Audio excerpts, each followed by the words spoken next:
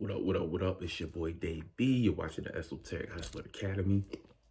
Hello, all of my who is it? Who is it? Who is it? Who am I doing this time? I'm gonna do Aquarius Ascendants. Aquarius Ascendants. Is Aquarius?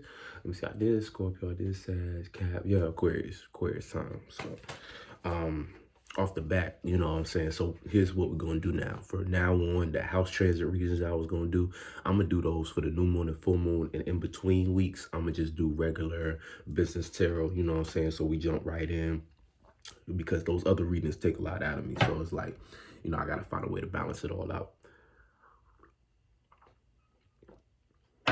And apologies for me getting this to y'all late. Basically, what I'm going to do is I'm just going to extend the period of time that I'm reading for y'all, so that y'all get a full, you know, y'all get a full reading and shit like that. Because that ain't, you know what I'm saying? Like, got to make sure it's all balanced and fair and shit like that. So, for the most part, we're going to dive right in. And you know we're going to incorporate the astrology. For the most part, got a little text.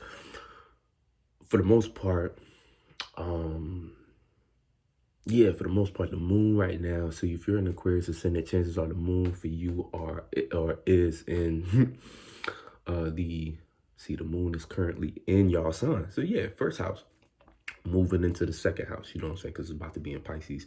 And we're going to read all the way up until the moon is in like Taurus, you know what I'm saying? So for the most part, that's going to be at the end of the week, you know what I'm saying? Or the beginning of the next week, you know, probably like Tuesday of next week, I believe.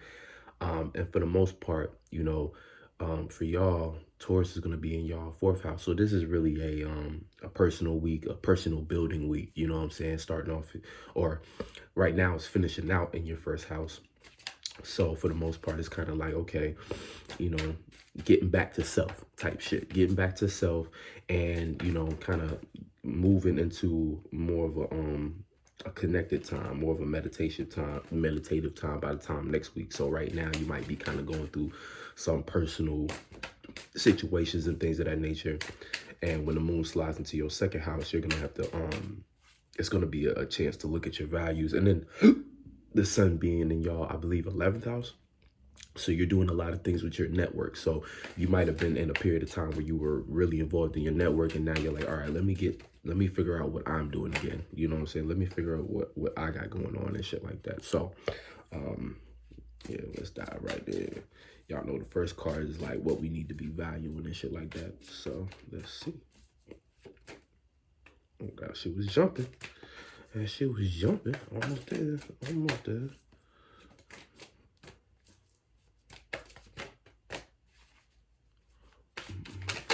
Oh, okay, cool.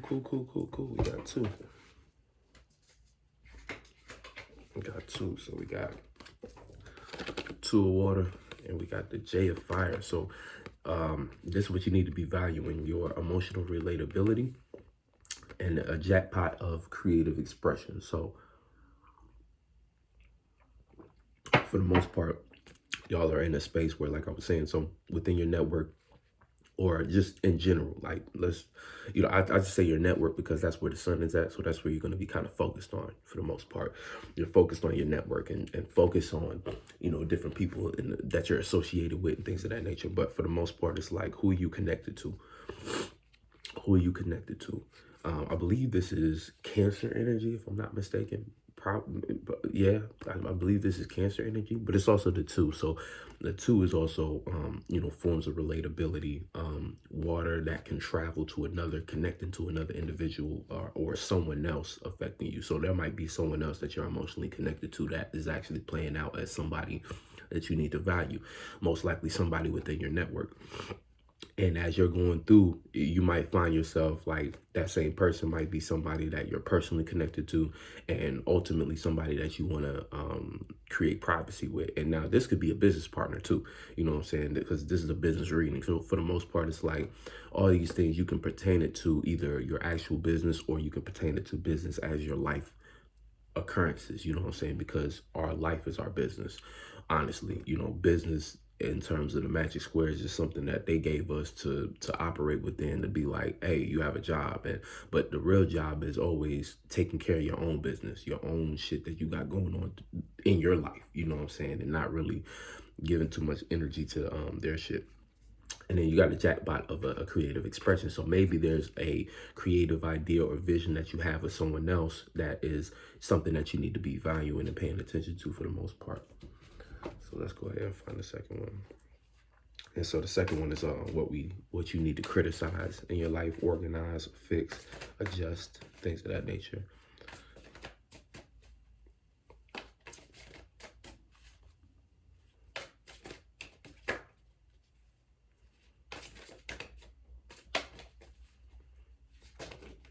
Shit. I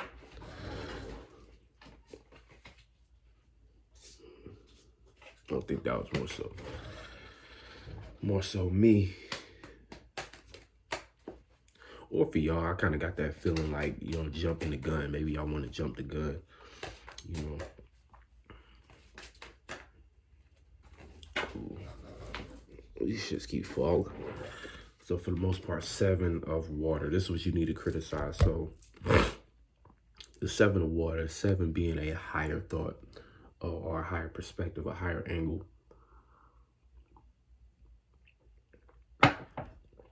And this card, you know, it has the raindrops. I feel like with the raindrops, it's almost like a certain energy of like I said, a higher emotional angle.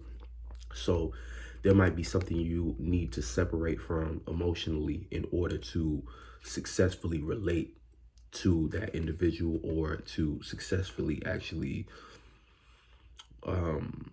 connect to another. Or, you know what I'm saying, there might be something that you're holding on to emotionally that is keeping you separate, or is something that you need to separate from emotionally, that you know what I'm saying, like literally it's like you need to handle certain emotions going on that's keeping you in a certain perspective.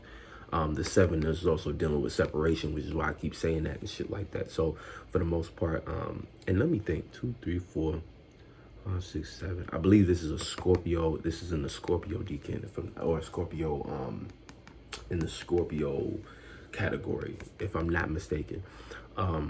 It's like a Scorpio card, which is you know, dealing with fixated emotions and things of that nature, holding on to shit that you don't need to be holding on to anymore. So for the most part, it's like, and if I'm not mistaken, also it's like the 3rd decan of Scorpio, which is Cancer.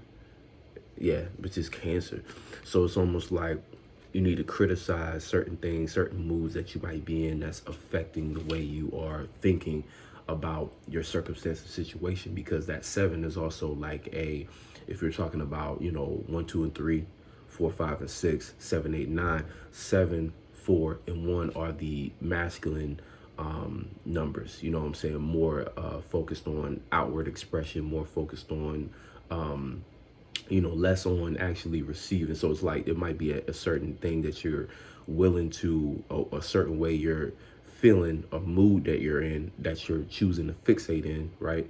That you are expressing yourself in a certain way, right? And it's starting to become very, it's like it's the angle you're choosing to come at it might fuck up with how you're able to relate emotionally to other individuals, and therefore that teamwork makes the dream work. On this vision, that jackpot of inspiration and creative energy, you're not able to actually properly access it, you know what I'm saying, the way you wish you could, you know what I'm saying. So let's continue on, you know.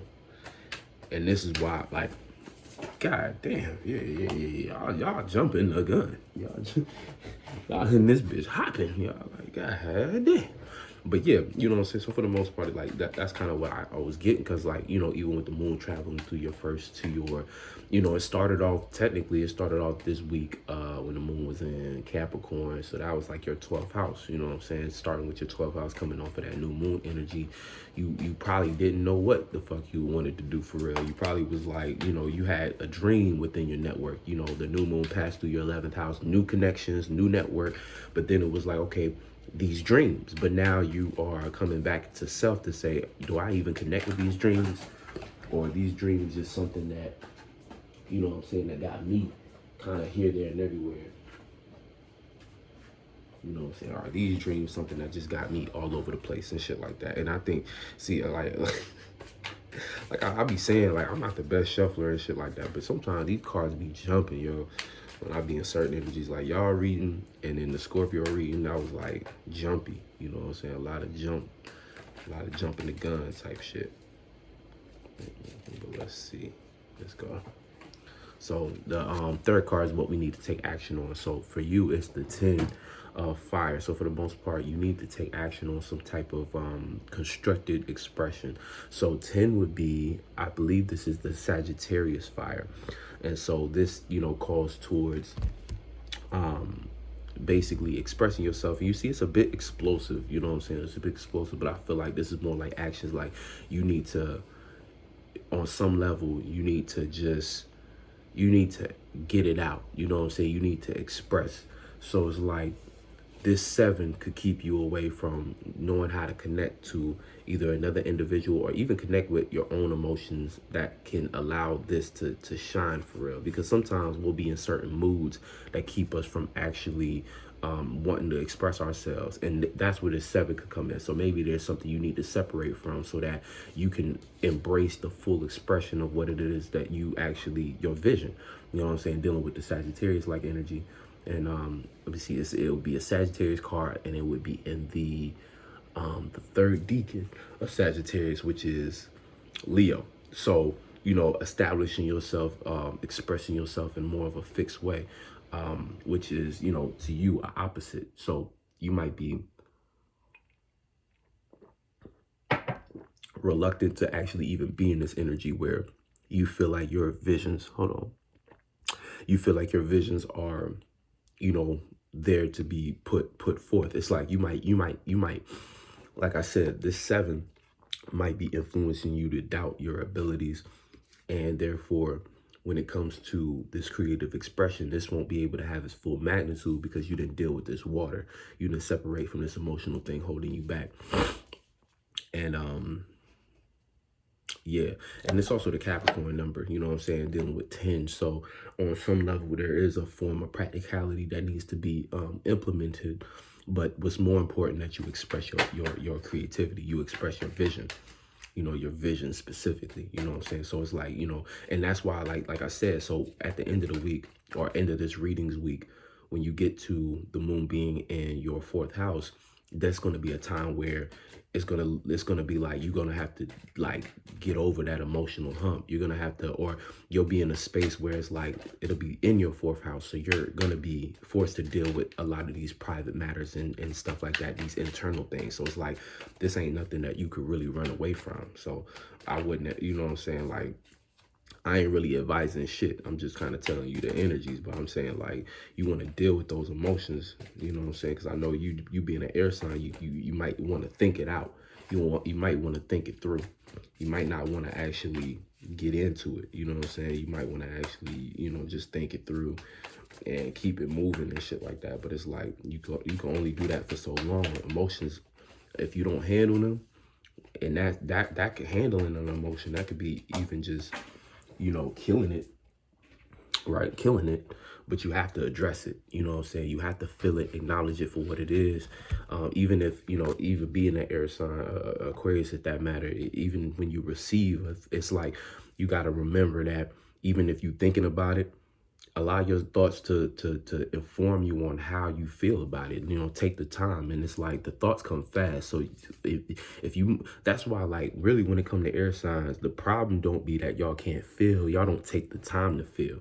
It'd be like a flash. It'd be like, boom, you feel it. And then you already thinking about it because y'all think first before y'all actually soak into a feeling. And it takes time to soak into a feeling. Whereas a water and fire sign feel first before they even get to think. And so their problem be that they don't allow themselves to actually think. It's like we have to remember that whatever sign we are, that's our first instinct. And that first instinct, sometimes it'll take us on put us in a situation where, you know, if we find ourselves keep manifesting the same chaos, it might have something to do with our first instinct, and we need to maybe adjust that. We need to maybe go back to basics and say, okay, well, hold up. Why am I moving so fast when it comes to this, that, and the third? When I receive, understand that if you're air and fire, air and water, air and earth, you're gonna think first. So you need to take time to feel. If you water and fire, you're going to feel first. You need to take time to think and practicalize. So it's just a matter of kind of balancing out your own energies at times of trying to figure out what's the best move, you know what I'm saying? And ironically, we got 8 as far as the outcome. This last card is the outcome. So the outcome be 8, which is like I was saying, death on some magnitude, death to a certain feeling, you know, 8 of water. And this is a, let me think, 1, 2, 3, and 4 would be the Cancer. 5, 6, and 7 would be the Scorpio. So 8, 9, and 10 would be the Pisces, and then it would be the first deacon of Pisces. So like, you know, and the moon's gonna pass through Pisces and things of that nature. So it's like, you know, like I said, like this is a time where on some level, you know what I'm saying, you want to connect, you want to put death to the things that are keeping you. It's like the result, the outcome is you putting death to things that emotionally is not serving you, right? So that you can conduct your business in a more positive way, but also so you can get to a state in which you can flow. You know what I'm saying? Like this is a Scorpio-like number. This is like the outcome. Also 8 being taken time. So like, you know, like I said, at the end of the week, your moon is going to be in your 4th house. Take some time to kind of soak into the feeling that you want to feel, you know what I'm saying?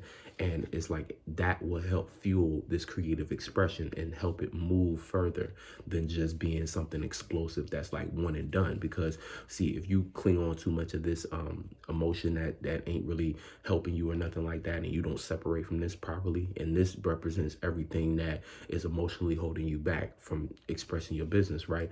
This explosion is not going to be as grand. It's not even going to be as impactful, nor will it have the 10th house principle where you're able to initiate and build something from it. It's just going to be something that explodes and possibly burns a bridge with this 2 that you're connecting, because you're not quite sure or how you're going about relating your emotions it's a jackpot, right? But that jackpot is more destructive than constructive. And so therefore it puts you in a disadvantage in the long run, because now the sun being in your 11th house, your network, you're not even properly being received in that area. And it's like, yeah, you're an Aquarius rising. So yeah, fuck them, right? Individuality, but it's like teamwork still make the dream work. And Aquarius is still a teamwork sign. You know, it's just, it needs its own piece out of the pot. So, you know what I'm saying? Let's not get lost in what we're trying to do. You know what I'm saying? Yeah, so that's for the most part, that's about it. So just kind of keep that in mind. Yeah, if you haven't seen yet on my Dave Beyond channel, which is like my creative channel, I just dropped a mixtape and shit like that. Go check that out. Also, I just put up a video about the Subcom TV creative pop-up. So if you're interested in that, I'm shooting a film basically with the Soul Group. So if you're interested in that, go ahead, check out that video, and I'll catch you on the next one. Peace.